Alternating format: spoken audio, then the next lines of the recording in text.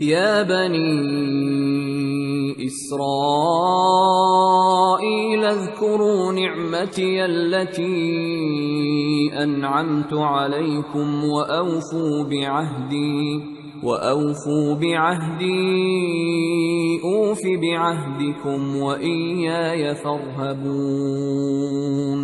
وآمنوا بما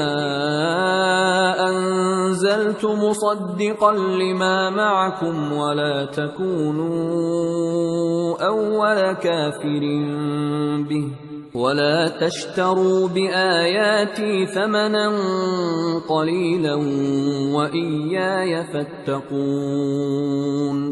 اے آل یعقوب، میرے وہ احسان یاد کرو جو میں نے تم پر کیے تھے، اور اس اقرار کو پورا کرو جو تم نے مجھ سے کیا تھا۔ میں اس اقرار کو پورا کروں گا جو میں نے تم سے کیا تھا،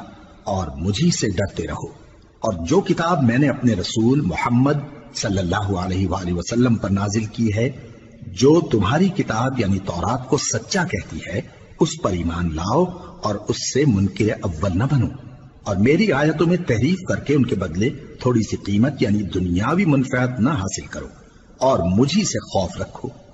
ولا تلبسوا الحق بالباطل وتكتموا الحق وأنتم تعلمون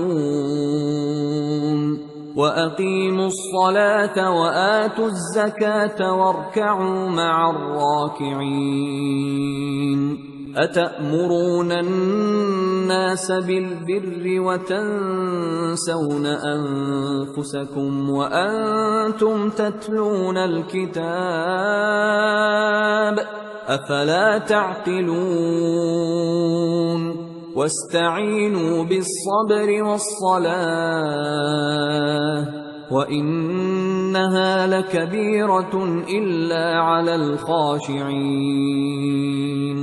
الذين يظنون أنهم ملاقو ربهم وأنهم إليه راجعون۔ اور حق کو باطل کے ساتھ نہ ملاؤ، اور سچی بات کو جان بوجھ کر نہ چھپاؤ، اور نماز پڑھا کرو اور زکوٰۃ دیا کرو، اور اللہ کے آگے جھکنے والوں کے ساتھ جھکا کرو۔ یہ کیا عقل کی بات ہے کہ تم لوگوں کو نیکی کرنے کو کہتے ہو اور اپنے تئیں فراموش کیے دیتے ہو، حالانکہ تم اللہ کی کتاب بھی پڑھتے ہو؟ کیا تم سمجھتے نہیں؟ اور رنج و تکلیف میں صبر اور نماز سے مدد لیا کرو، اور بے شک نماز گراں ہے،